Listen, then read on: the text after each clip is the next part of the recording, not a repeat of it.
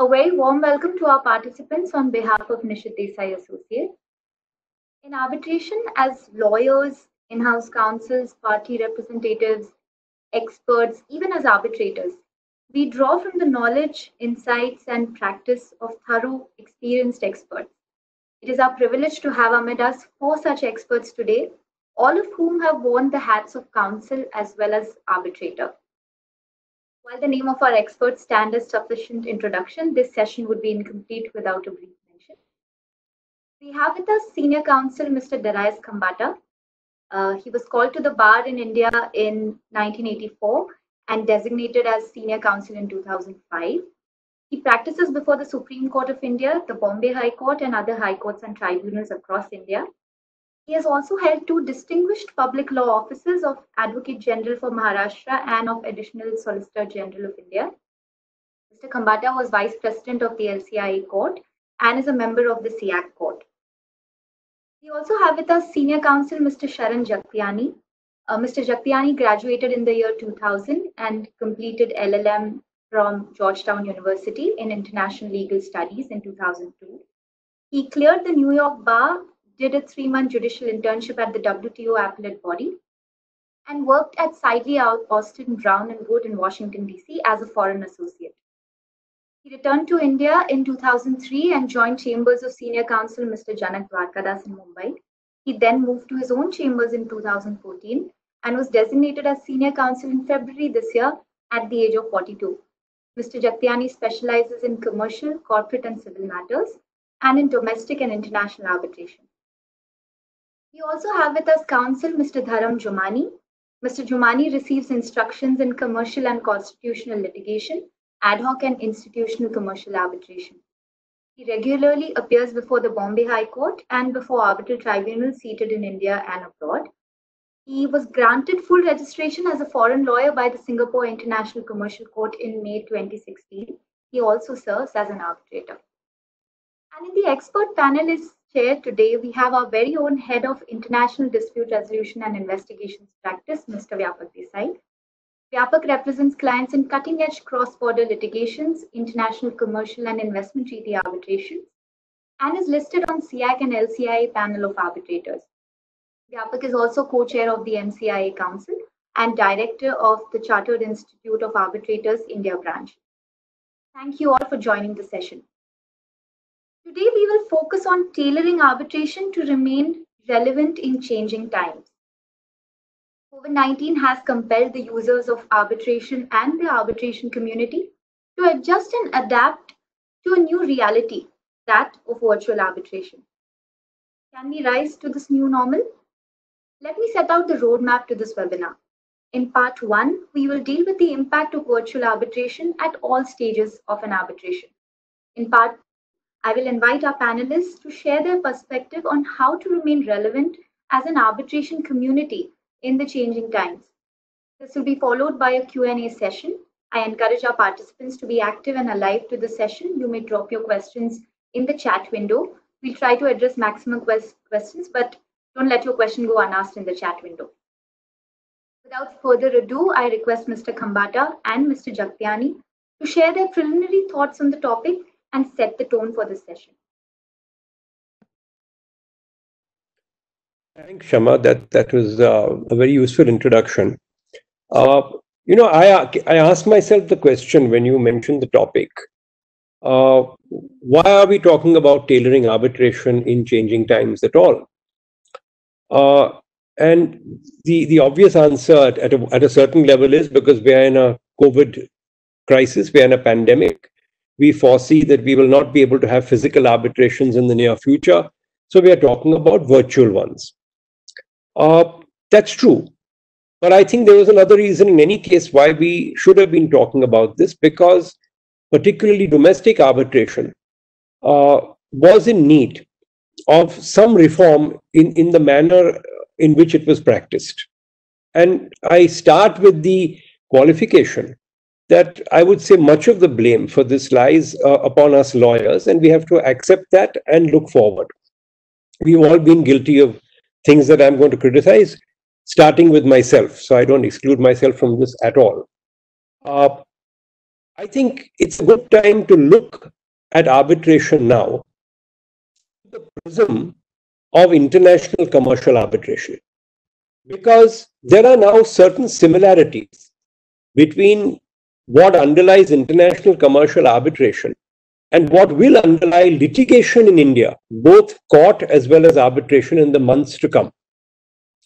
The first and the most obvious is that you are going to get participation from stakeholders who are at locations apart from each other, from remote locations. So the tribunal, indeed, each of the arbitrators will be sitting at one place, lawyers at different places, clients at different places, witnesses at different places.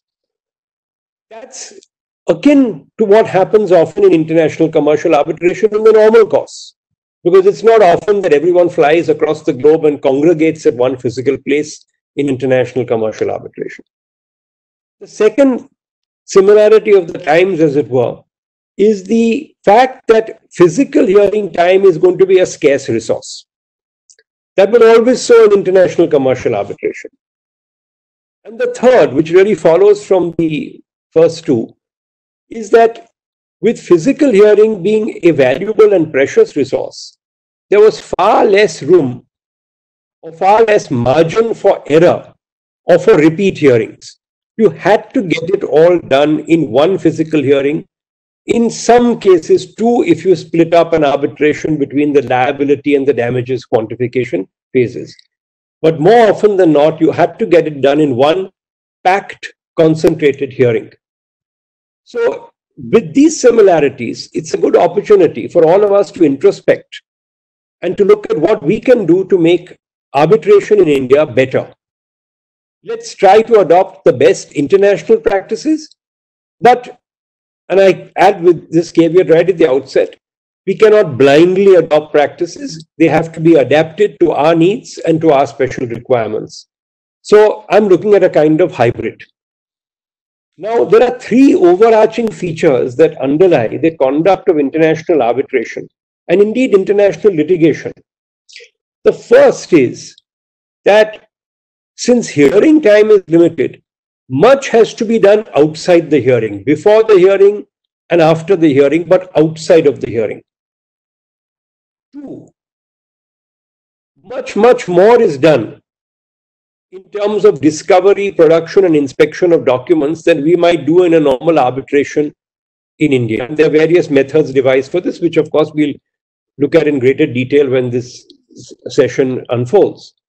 The third is, as I said, there's no chance for a second or third hearing. You have one bite at the cherry, and therefore you have no space for what is called ambushing your opponents.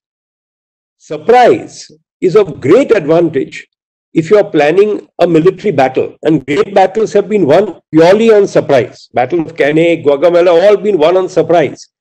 But unfortunately, the rules that apply to great military victories don't apply to arbitration and to litigation, where you want a fairer, more balanced result, giving both sides a reasonable opportunity.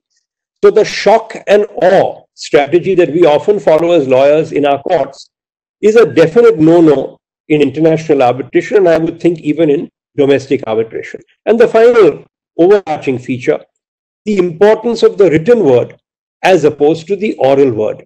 We are all steeped in the oral tradition, but there is great value in putting things down in writing and in advance.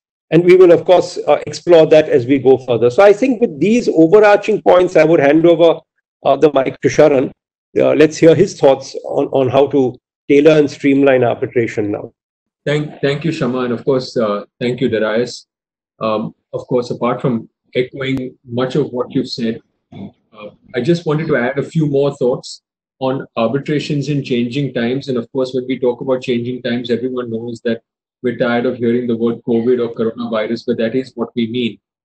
But before we talk about arbitrations in changing times in the sense of this public health emergency, I think it's worth noting that there was as Darius said, and I'm using a different expression, that there was a malaise in our system even before this pandemic, and this present public health crisis is perhaps an opportunity to look at that once again. Some of the statistics which I have in front of me, just to remind us why arbitrations became relevant in the first place. The reason why they became relevant is because our court system was overburdened and very time consuming. It's also expensive on account of the time that you spend. And some of the statistics that I have in front of me, which indicate the relevance of arbitration at the time when it became popular, are that, for instance, in the year 2015, you had 10 lakh odd filings, 10.7 lakh odd filings in high courts in that year, and in district courts, 37 lakhs. You have, as of 2018, a pendency of 3 crore cases in the Supreme Courts and High Courts, and of course, subordinate judiciary. And in the Bombay High Court, about 1,67,000 cases. We've had Law Commission reports going back to 1987, which shows that our judge to population ratio is woefully inadequate. It was 10.5 per million, and the recommended standard in 1987 was 50 per million. And we've reached only about 40% of the 1987 standard. Now, when we look at this set of numbers, that reminds us why arbitrations became current and popular at the time when they did. The next part of any analysis of arbitrations as a process is that, given that it was a solution to all of these problems faced by judiciary and conventional litigation, has arbitration worked effectively as a solution? And if it has not, then why not? I think that I won't take an entirely pessimistic view. Yes, of course it has worked, and there have been legislative changes from time to time, including the last set of changes in about 2015, to make it more effective by giving timeframes, etc., under 29A for completion of ad hoc arbitrations. But ad hoc arbitrations, unlike international arbitrations, leave, in a sense, too much to the determination of parties, although there are provisions in the Act which indicate that if the parties are not in agreement as to how to proceed, an arbitrator may decide.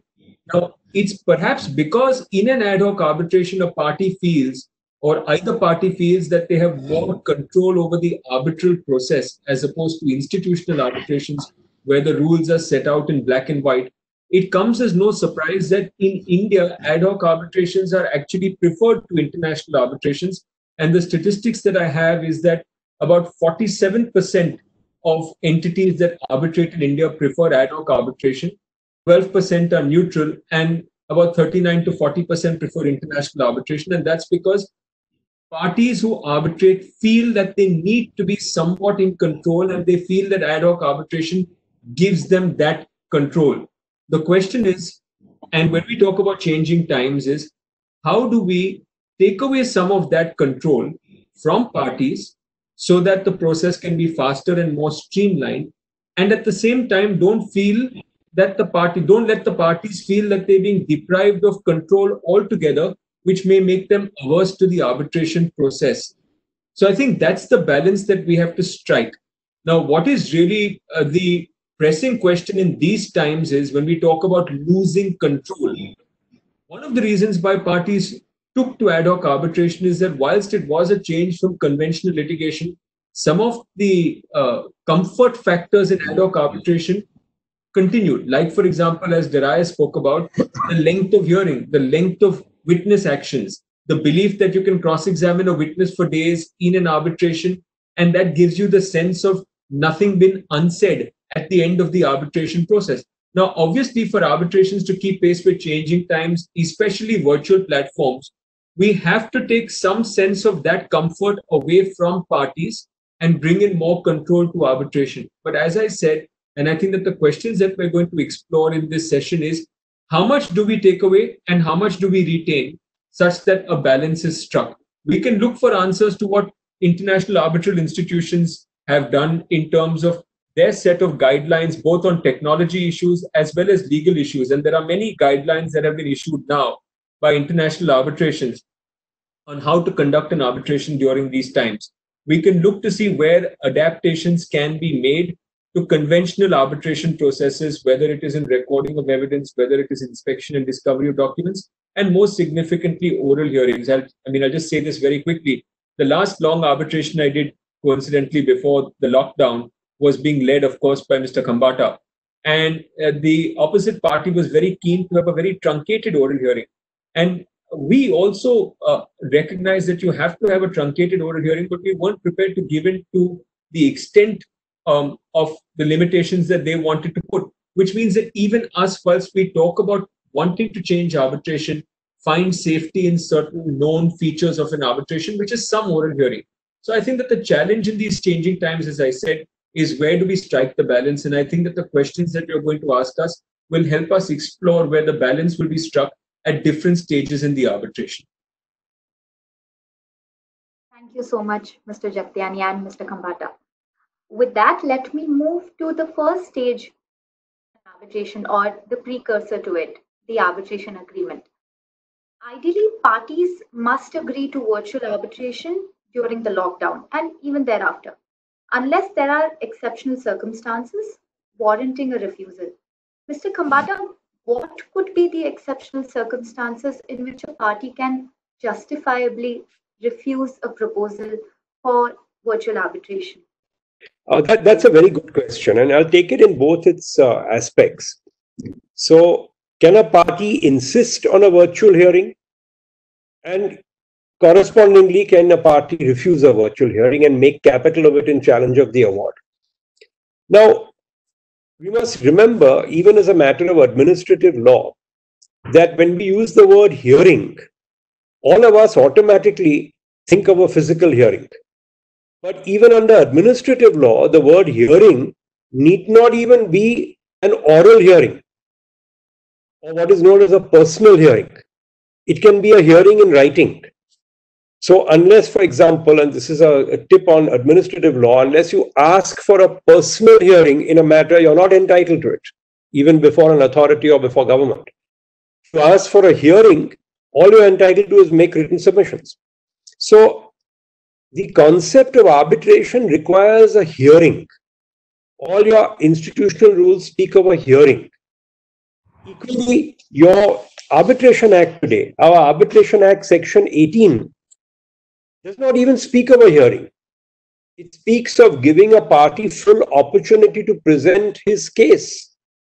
And then 19 makes it clear that either the parties can agree to their procedure, and in default of that agreement, the arbitral tribunal is free to conduct the proceedings in the manner it considers appropriate. So there are no mandatory requirements that there must be a physical hearing. Now, that said, there will be cases where it will be physically impractical or impossible to organize a virtual or a remote hearing in an arbitration, particularly if it is very fact-heavy and you require evidence and extensive cross-examination. As Sharan told us, in international arbitration, there are limits on cross-examination precisely because there are limits on the total time you have for a physical hearing. Our domestic arbitration does not impose those limits. And I don't see the limits suddenly coming in the next 6 months. So you'll be talking about fairly extensive cross-examination done in a remote way, where the witness is located elsewhere, you are located somewhere, and the tribunal is located elsewhere. There will be some problems about ensuring the credibility of the evidence that is being given. Simply put, that the witness is not taking assistance while giving evidence. That, of course, is easily guarded against. There are various ways. You can have multiple cameras. You can have someone seated in the room while evidence is being given by the witness. There are various ways. So it will be a case-by-case basis. But I don't think that the mere fact that there will be a remote hearing by itself will in any manner vitiate the arbitration or the award. And it will be well within the rights of the tribunal to insist on a remote hearing rather than just adjourn the arbitration indefinitely. Because we are now talking of 6 to 8 months. I don't think you will have crowded hearings even in arbitration in the next 6 to 8 months, given lockdown rules. So, one, I don't think it's a problem to impose a virtual hearing. And two, as you said, I don't think, therefore, that a party would have the right to refuse a virtual hearing if otherwise there are basic safeguards that have been met. Thank you, Mr. Khambhata. So once the parties have agreed to a virtual arbitration, I think the next move would be to choose a suitable technology platform for the virtual arbitration. Vyapak, what, in your view, are the essential features a party or councils must look at while carefully selecting a technology platform for the virtual arbitration? Sure. Thanks, Shama. So I think what people think about virtual hearings is possibly only limited to video conferencing. And what is happening even today, or what has happened already in the past, particularly in international arbitrations, is video conference, where either the hearings are held by video conference, or one of the arbitrator or one of the counsels are in different jurisdictions, or even witnesses are in different jurisdictions and their witness testimonies are taken on video conference. Obviously, we have to take this portion of the technology ahead so that it becomes easier for or normal for holding arbitrations on video conferencing. But that's not about it. I think even today, some of the courts who are doing online hearings are basically, trying out on an ad hoc basis different video conferencing systems. I think what we need is a specific platform where the venue or the physical place of dispensing the justice, either in arbitration or in courts, becomes a platform or becomes a venue on the technology.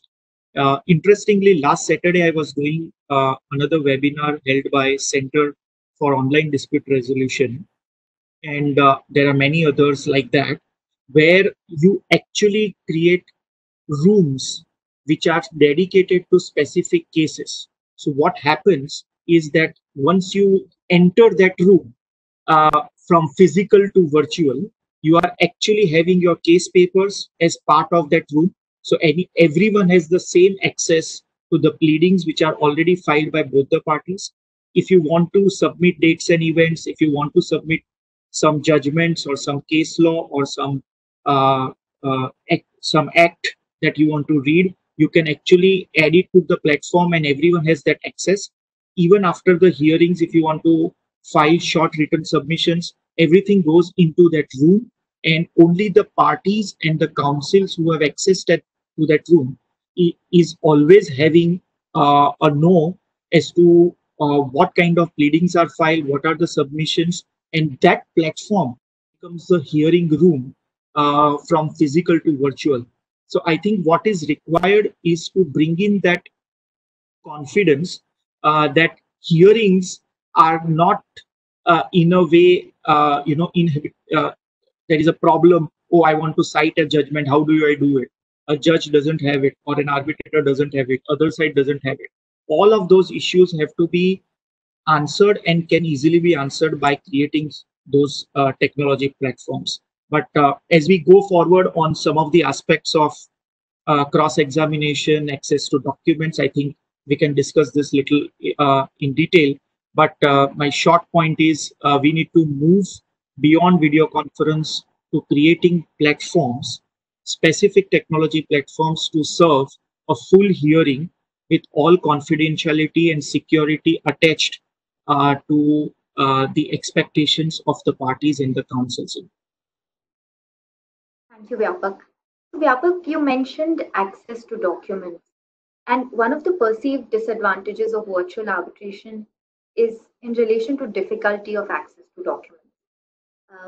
While the technology can take care of issues relating to case law, citations, pleadings, all filed virtually and available in the same room, there could be issues due to discovery and inspection. So picking up on that point, Mr. Jagtiani, do you believe that a virtual arbitration could create concerns around discovery and inspection of documents? Thanks, Shama.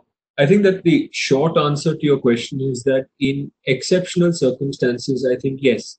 But at least in my experience of international commercial arbitrations, and to that extent, even in ad hoc arbitrations, my sense is that in the majority of arbitrations, that the question of inspecting the physical, as in the original document, is not, for the most part, an insurmountable problem in arbitrations, perhaps given the nature of the disputes, which are in very much commercial, as opposed to, let's say, for example, in a testamentary proceeding where you almost always have a challenge to the authenticity of the signature on the will. You don't, as a common recurrence, have similar problems in commercial disputes. I'm not saying that they don't exist. And I therefore feel that you have data rooms which are created for virtual arbitrations, which, as Vyapak says, all documents pertaining to an arbitration are scanned and uploaded. If the document of which you want inspection is in its original form in electronic record, so for example, if a party seeks inspections of an email to which it is not copied, then in any case, the original is the email as it resides on a computer server or on a laptop. What you get inspection of is the printout of that email, which can be scanned and uploaded. So that type of inspection can be taken care of by scanning and uploading documents to data rooms. And I also gave it some thought that there will be cases where a party disputes a signature or an authenticity or the authenticity of a document. Now, inspection may be an important right before proceeding further in the arbitration process in such a dispute or when such a dispute arises. And it's no substitute to say that I am going to scan the disputed signature and upload it to a data room, because then you're not getting inspection of the original. So in those rare or minority of cases, yes, inspection would be a problem. Now, the question is, how could a tribunal deal with it? I gave it some thought, and you have to balance a genuine demand for inspection to documents when there is a dispute as to the authenticity of a document, with the concern that a party may falsely raise such a dispute only to avoid the arbitration going further. Now, one way of balancing it is, take, for example, a shareholder dispute covered by arbitration. A party disputes signatures on minutes of a meeting. Now, that would be a document to which he would be entitled to inspection in the physical sense. If the arbitrator cannot provide physical inspection of that document, and it is, in the opinion of the arbitrator, critical to a fair process of the arbitration and natural justice requirements being complied with, then perhaps it's a case for stalling the hearing, because you're not going to jeopardize the entirety of the hearing for want of that stage being satisfied. But the arbitrator is entitled to have a party set out reasons why physical inspection is critical at that stage and why that document is relevant to the outcome of the arbitration. And if those two twin requirements are not met, it is open for the arbitrator to pass an order to say that in the facts and circumstances, I'm not going to accede to the demand for physical inspection. An inspection of a document in a data room will suffice, and the arbitration must move forward.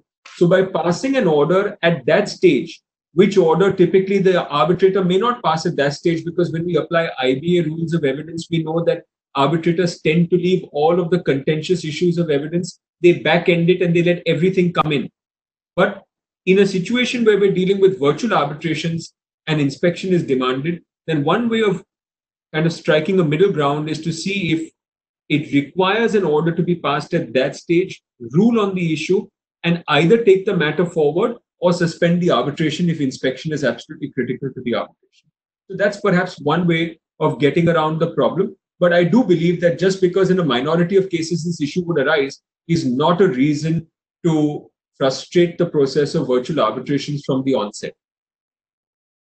Thank you, Mr. Jagtiani. That is very helpful. It sort of dispels the concern that one has around discovery and inspection issues in a virtual arbitration. Moving to some reality check on how lawyers try and use hard copies of documents more than electronic copies. Mr. Jumani, we are extremely used to referring to hard copies, heavily marked up with notes, etc. Do you think it is easy to transition to use of electronic documents for virtual hearings? How does one cope with this challenge? Shama, thank you. Firstly, a very good afternoon to Mr. Khambata, Mr. Jagtiani, Vyapak, and Shama, and to all the attendees. I'm thankful to Nishit Desai for this opportunity to speak today, along with the doyen of our bar, Mr. Khambata, and our Mr. Jagtiani. See, for us lawyers, I believe briefs are the most important. Every lawyer has his own way of marking, flagging, highlighting his or her brief. I know of a senior lawyer who only makes dog-ear folds on the relevant pages of his brief because he does not prefer, or he detests this thing of flagging or basically writing and marking his brief. So the question, of course, is that is it possible to argue without a physical brief? Well, till about 6 months ago, I would have felt that it may not, but I today think that it is.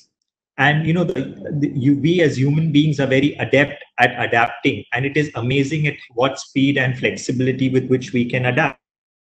The question is about difficulty. How difficult is it to adapt? Not very difficult. I have started to make a transition from moving brief to having a scanned and a bookmark brief and using an iPad to basically mark it up. So I think it is easy. It is easier than we actually think and more possible than we can imagine. For instance, now to have your entire brief scanned and bookmarked, use an iPad with a iPad pen with the Apple Pencil and apps like Liquid Text and GoodNotes to mark, highlight, and flag those briefs. You can also flag or link different pages of the brief for various arguments that you propose to advance in the course of your hearing. And with time, it is as easy as doing so on the iPad as it has been, doing it on a physical brief. And the advantage of doing that is that once you do it, then there is no fear of losing your brief or your clerk not having found your brief, or flags falling off or pages getting torn. Your virtual brief is marked up, highlighted in the manner you want, and it's up there in the cloud for you to access when you want. So, and you also have other apps, like ProVakil, which help you manage your calendar, generate your memos, access all the orders passed in your matters. So I believe with the technology that we already have, it is quite possible, and it is not that difficult to move to having a virtual brief. Thank you. Thank you, Mr. Chamani. So now we know who to reach out to when we have issues of transitioning from hard copies to electronic documents. Let's now move on to the first stage in an arbitration where we need to submit pleadings. So once the stage is set and a case management hearing is conducted, parties would need to submit their pleadings. Mr. Khambata and Mr. Jagtiani, would the nature of one's pleadings change in light of virtual arbitration? While we are on pleadings, let me also take a related point out of line with the stages of an arbitration, which is the final stage of written submissions. How should parties tailor their pleadings and written submissions to suit a proper virtual arbitration? That's again going to be an issue that arises very much in arbitrations in the next 6 months or so. I think the answer is a hybrid one. If one is going to shift, let me start from the rear end actually. If one is going to shift to a system which is almost uniformly followed in international arbitration, which is to say, detailed pre-hearing written submissions having to be filed, and I'll just in a minute explain what those are. If you're going to do that, then there may not be need to drastically alter the manner in which we file pleadings today in domestic arbitrations. In other words, we can file them pretty much in the same way that we're doing today. There'll obviously be e-filings, that will be the only difference. Otherwise, the format, the style can be pretty much the same. Because if you introduce a system of pre-hearing written submissions, what you're doing is protecting against anyone being taken by surprise in the hearing. Now, let me explain what this means.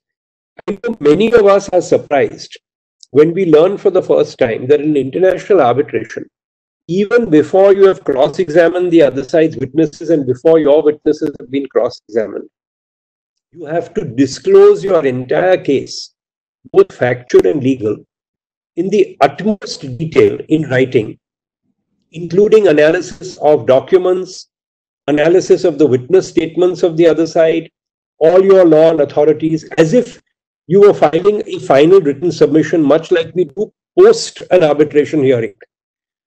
You do that before the evidentiary hearing even starts.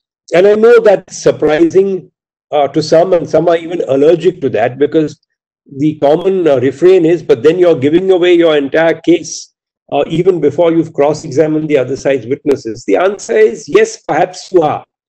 But international arbitration has moved now to the next level, where not much emphasis is laid on obtaining some grand admission from the other side's witness in cross-examination. And that is a reflection of the fact that in most commercial matters, as Sharan told us, the documents fairly clearly spell out the fact situation, the respective positions of the parties, the fault lines, and the areas which you have to focus on. There's no hidden dark secret which you have to elicit in cross-examination. Much of 80 to 90% is already there on record. So take the bull by the horns and have all that filed before the hearing. What are the advantages of this? First advantage, you yourself can focus and know what are the strong points of your case and what are the weak ones.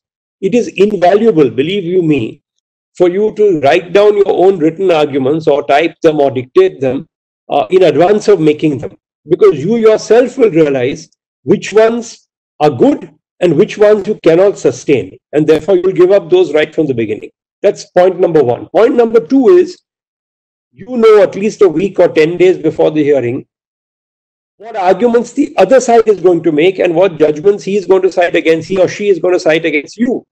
So you're ready for those. And when you realize that half the law, more than half the law, both sides are citing is the same, you save a lot of time by putting that aside and saying we agree on the following 3 points. The only issue is on point number 4. You're also not taken by surprise by a particular judgment, having to look it up. Has it been overruled? Is this the law? Is there any other judgment? Can I think of an answer to it? You have time to do that. So you're not put under time pressure. You're not ambushed, as they say. And of course, the arbitral tribunal itself has the opportunity of reading all this, digesting it, having it in black and white before it. Now, if you move to that system, then you don't really need to tinker much with the pleadings end of things. Of course, in some arbitrations, as Sharan and I have experienced, they insist on even citing of judgments in the pleadings. So you have even more advance notice of the other side's judgments. That can be followed, but I think I'm very conscious of the fact that change will have to come, yes, but it will have to come in small steps. I don't think we should be looking at completely transforming the way we do arbitration in India. If we try that approach, it's more likely to be rejected than accepted. So I would suggest only the smallest of small changes. Keep the pleadings as they are, but have a requirement which should be compulsory of advance pre-hearing written submissions and some general sanction from the tribunal that you will not be allowed to completely depart from these pre-hearing submissions and argue some completely new point or cite a completely new line of authorities during the hearing. I think if we do that, it will really help focus a remote hearing and make it much more cogent. And this is something that I hope will survive the era of remote hearings. And even when we go back to fully physical hearings, I would hope that this will survive into the future. Thank you, Mr. Khambata. Mr. Jagtiani, do you have any additional thoughts around pleadings and written submissions? How can we tailor them?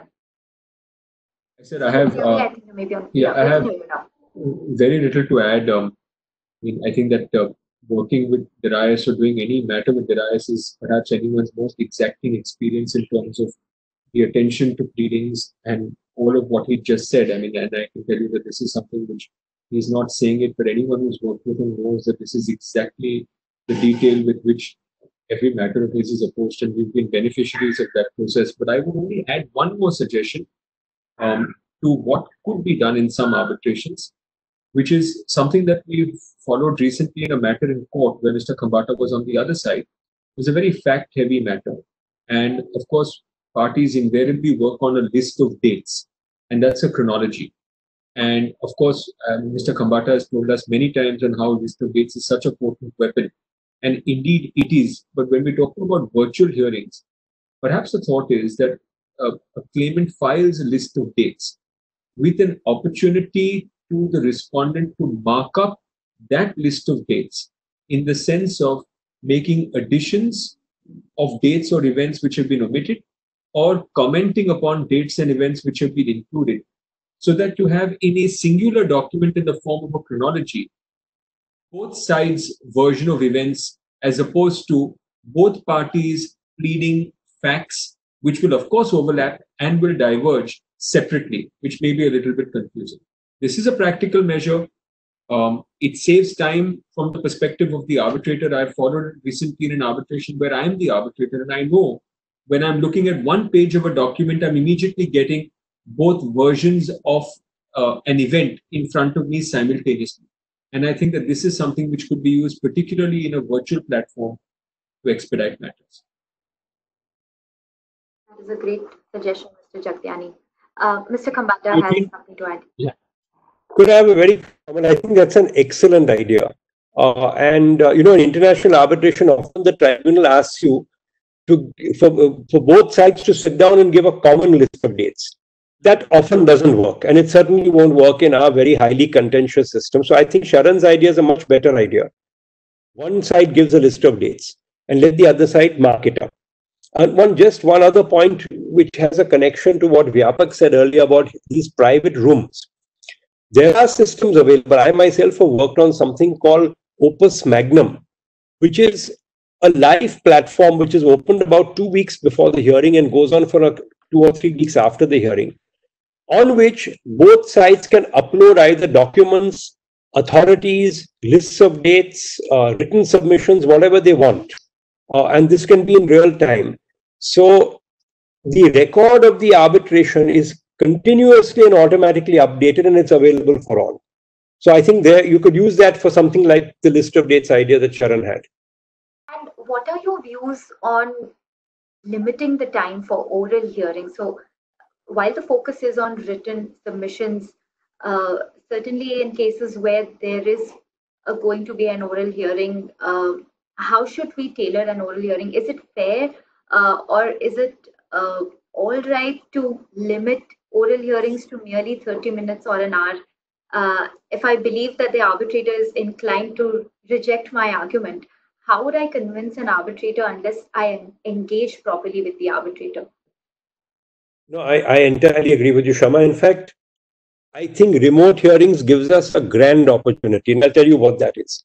The reason why in international arbitration, they are so strict in limiting the time for hearings is because they just don't have the time. Everyone physically meets just for a week or sometimes for 2 weeks, and that's it. So they have to very carefully apportion the time, often on a chess clock basis.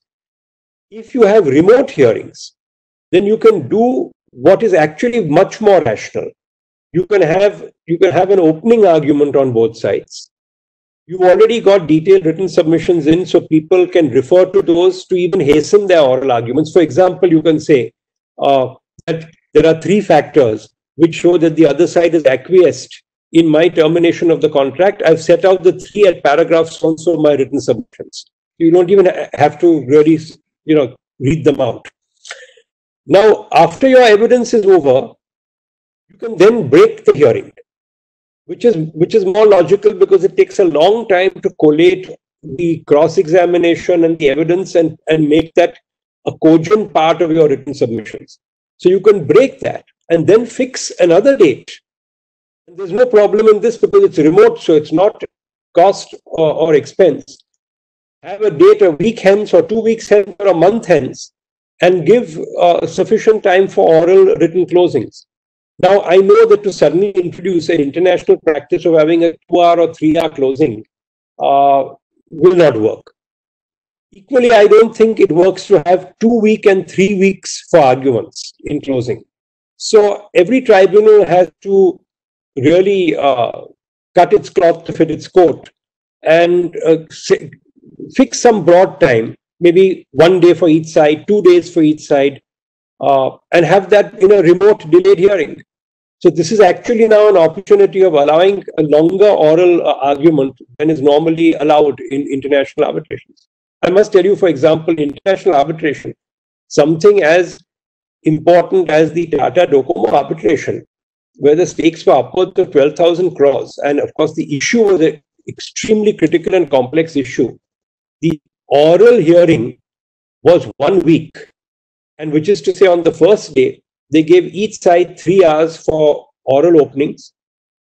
I shared that with Harish, and therefore we did an hour and a half each. Other side did a similar sharing between the two counsel on their side. And I must tell you, this is also a common practice in international arbitration, sharing of arguments or evidence. The next 3 days were the cross-examination of witnesses. And the last day, Friday, equally 3 hours each, oral closing, and that was it. The hearing was over. So I'm not suggesting we adopt this sort of a system for our domestic arbitrations. That would be shock treatment. And I'm not even sure it's the correct way to go, because as Sharan said, I do believe in the importance of an oral argument. I've seen matters turn on an oral argument. I've seen cases where, despite your written submissions being filed in advance, the arbitrator has not got the nuance that you want him to get. And he gets that only during the oral argument. But I don't think that gives us a license to go on and on and on and on for days until we get the arbitrator to agree to our point of view. Because remember, there's another side. They will go on for days and days until they get their point of view accepted. When will it end? So there has to be some broad time limit, more, of course, an even time limit, and much more than what you'd get in international arbitration, but nevertheless some fixed time limit.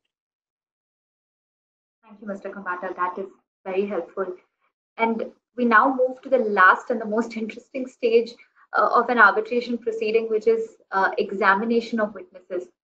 Mr. Jagtiani, one of the perceived disadvantages of virtual witness examination is that the demeanor and credibility of the witness cannot be properly established as opposed to a personal hearing.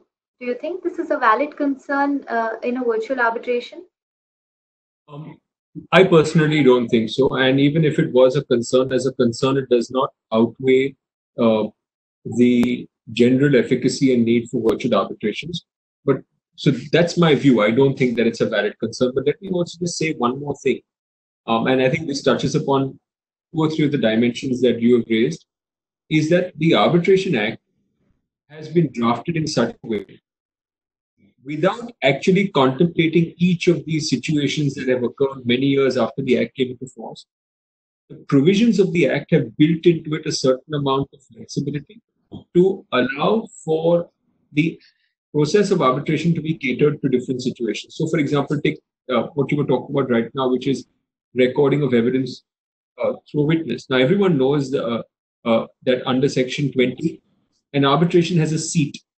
Under Section 20, subsection 3, there is a choice to change the place of the arbitration, which, as we now know, is the venue of the arbitration, for the purpose of the hearings in the arbitration, for the purposes of inspection, and for the purposes of recording of evidence.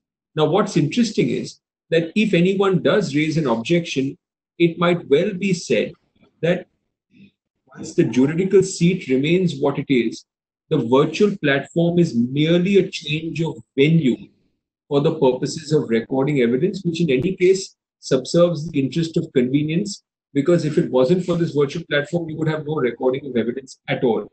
So I think that even legally, it is a very sustainable argument that recording of evidence on virtual platforms is contemplated by the Act.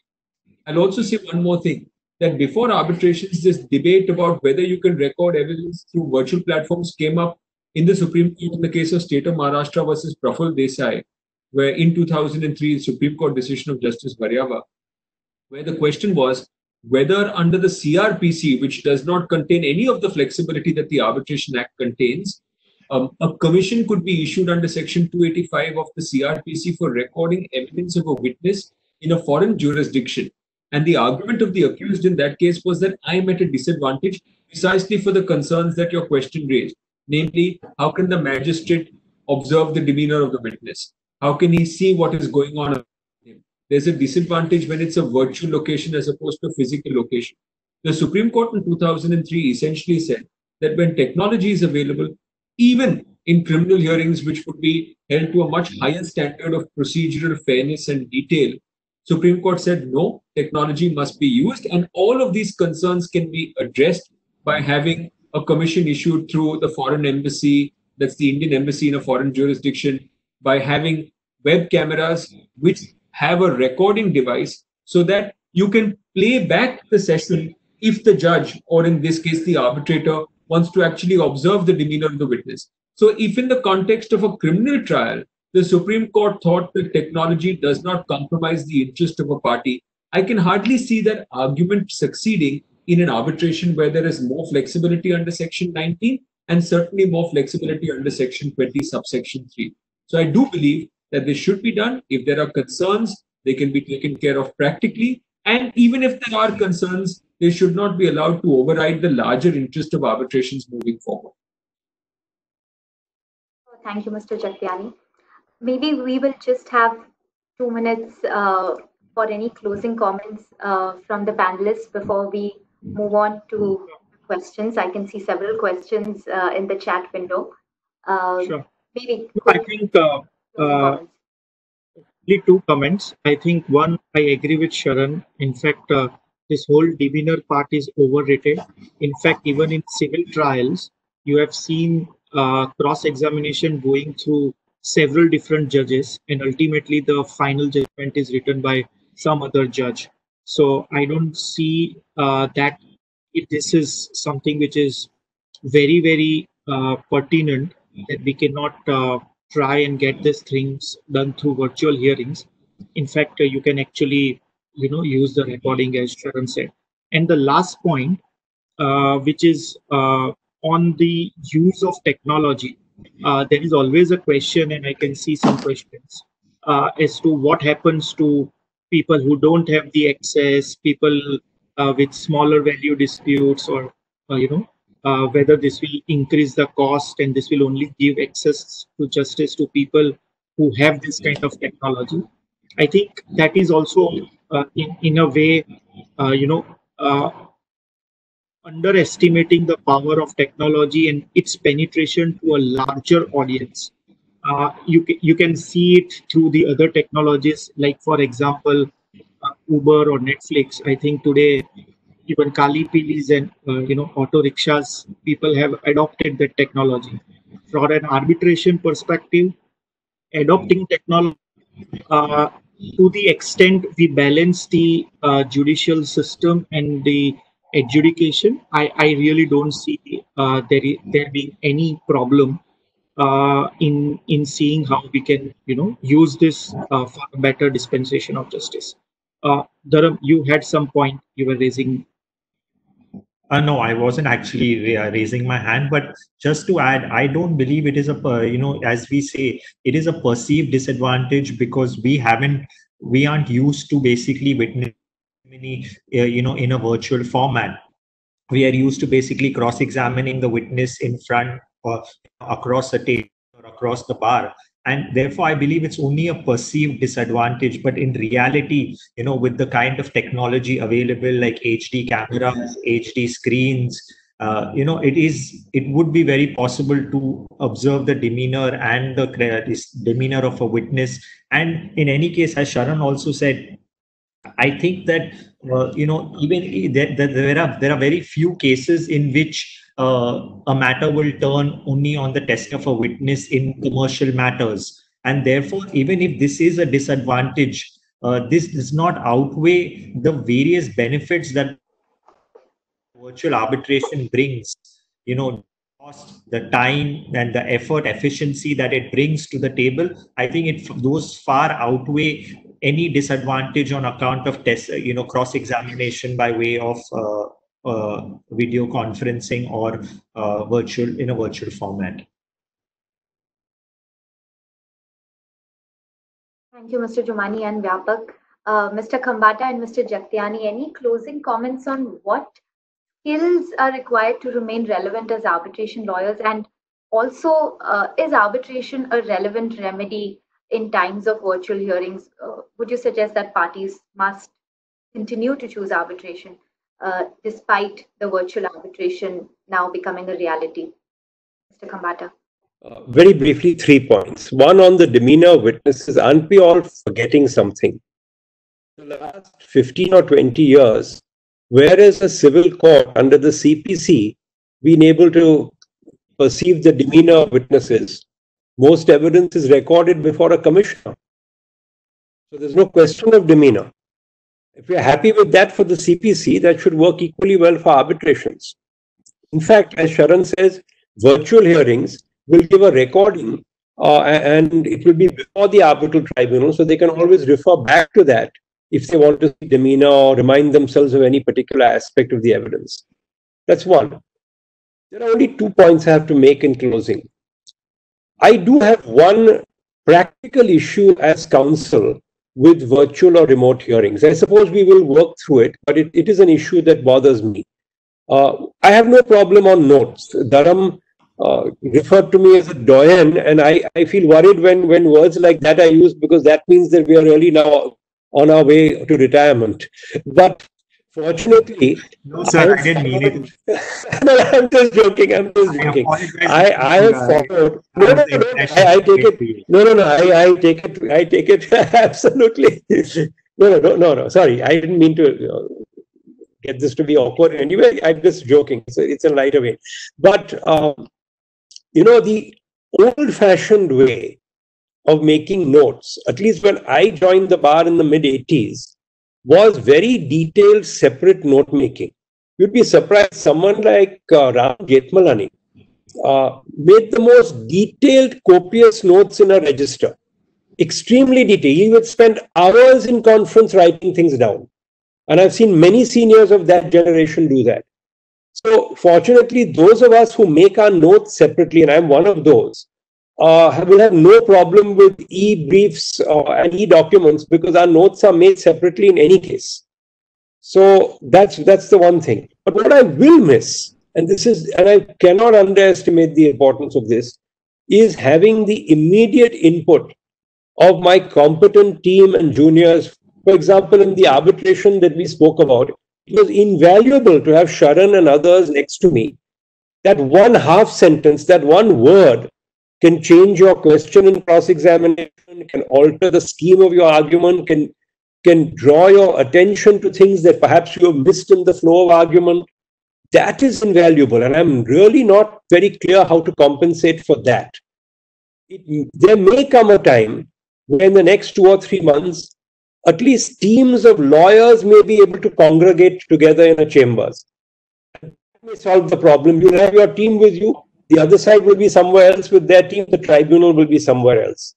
So to that extent, that problem might be solved. But yes, Shama, to answer your overarching question, I think it's critical we get our act together. We are all conscious of the fact that China is losing a lot of industry and business today. And I think, and I've always felt, that one of the strongest points we have against China is our legal system, our commercial knowledge of commercial law and commercial arbitration.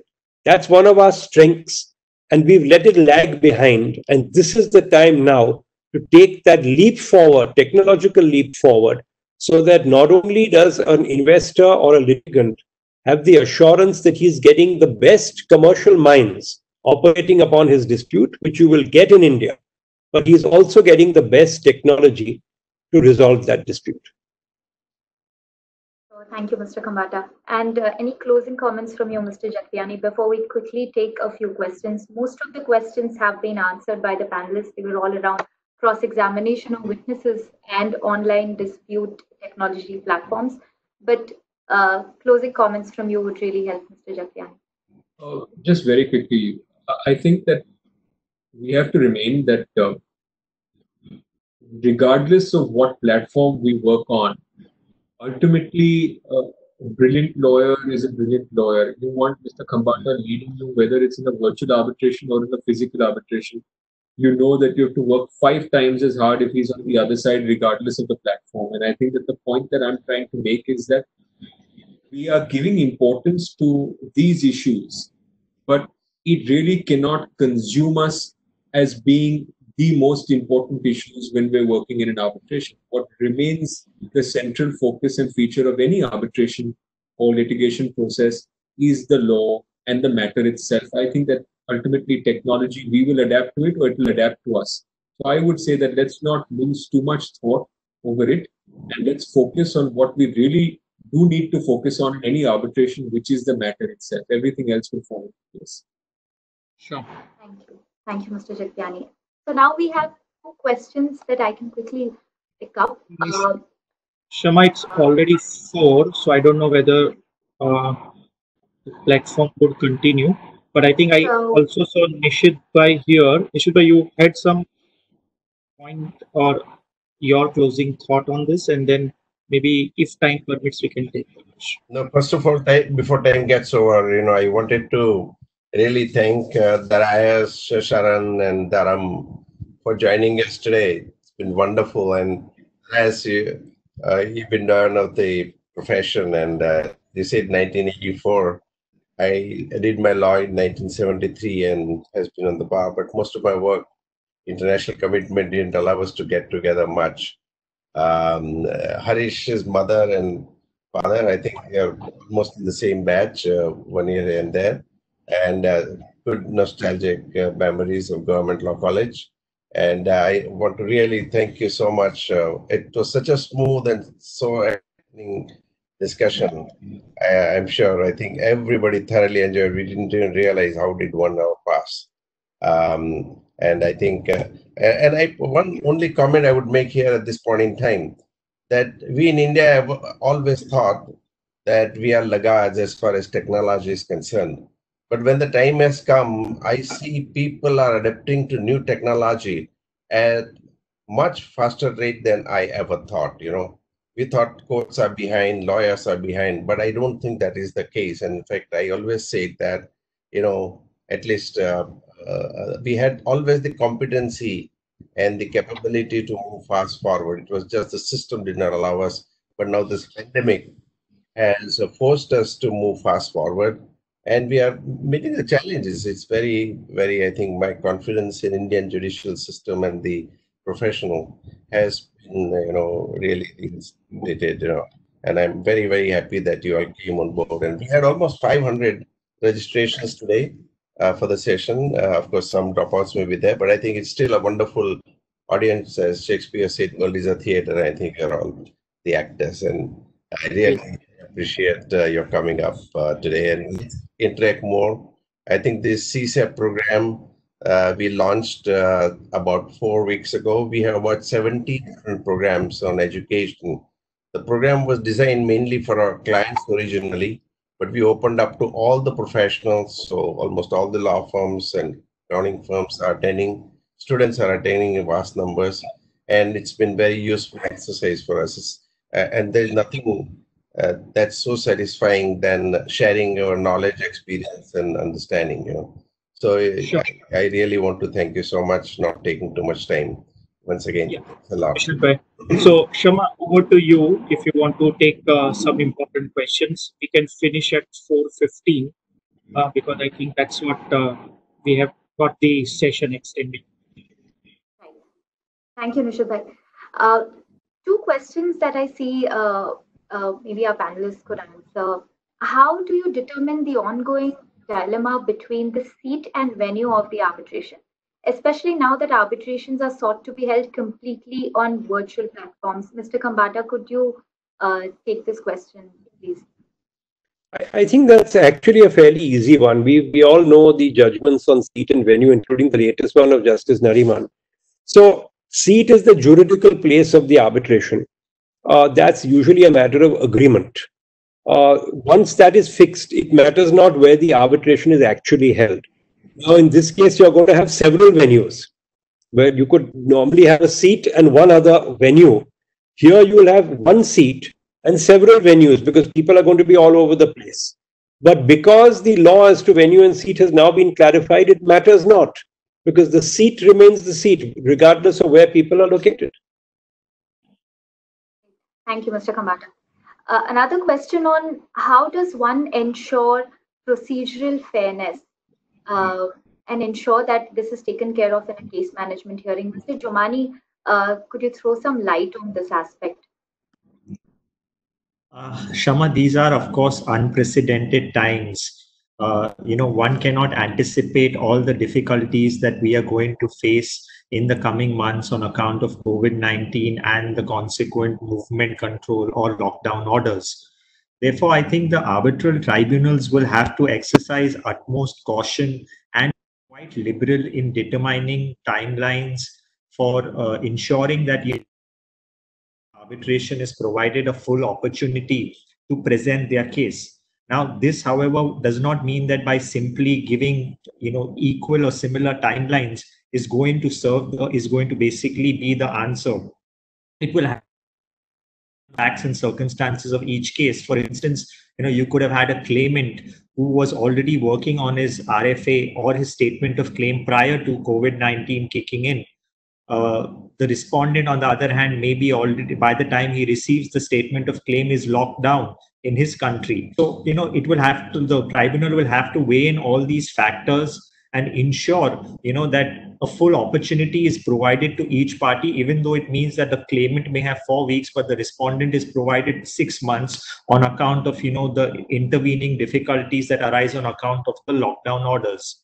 And there could be other eventualities where one of the parties does not have access to internet, does not have access to the virtual data rooms that we have spoken about, etc., etc. So the tribunal really has to be awake to all these eventualities, to these factors which are beyond the control of a party, and ensure at the end of the day that a full opportunity is provided.